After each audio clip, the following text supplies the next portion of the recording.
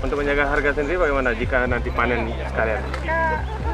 Untuk menjaga harga kita berikan kepada mekanisme pasar yang jelas dijual dengan harga yang wajar.